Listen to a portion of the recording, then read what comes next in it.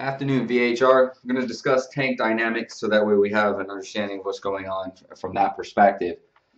Gruul is going to be faced away from the group consistently, except for during specific times where we want to intentionally inflict Inferno Slice onto multiple people so that way we can spread the damage. Now, every 13 seconds to 15 seconds based on the difficulty is 15s for normal, 13s for heroic, and we're going to be practicing the heroic strategy even when we do normal initially and then push into heroic. What we want to do is just prior, a few seconds prior, is for the tank to pivot from 12 o'clock down to 9 o'clock, does the Inferno Slice, then the tank moves back up. And that way what we do is it'll eliminate the amount of overwhelming blows that are going into the group. It'll also make sure that we disperse the overall damage that Inferno Slice does. Now, Inferno Slice ends up putting a 30-second damage over time onto people. So the first group's going to get it twice.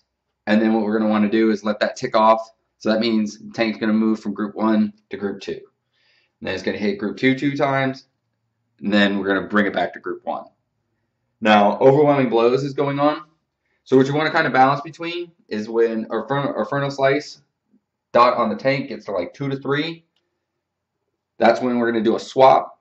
This is at the start. Moving into, the fight progressively would be at this point 30 seconds to 45 seconds in. Tank swap occurs. And at that point, the tank that's going to be at 12 is going to move to 6. The tank at 6 is going to be at 12.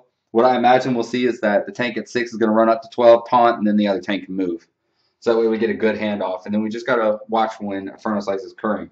Now, when the tank moves from 12 to 6, the idea is to stay out of Inferno Slices, stay out of overwhelming blows. So by putting them in the 6 o'clock position, that won't occur. Eventually, overwhelming blows ticks off. And then at that point, the other tank needs to call it out, and that way we get a switch. Inferno Slices are going to be going on as they go on. So what we have to make sure we're doing is balancing between these two and moving between them. Like I said, once the debuff is gone, then we reach 0, boom, we switch.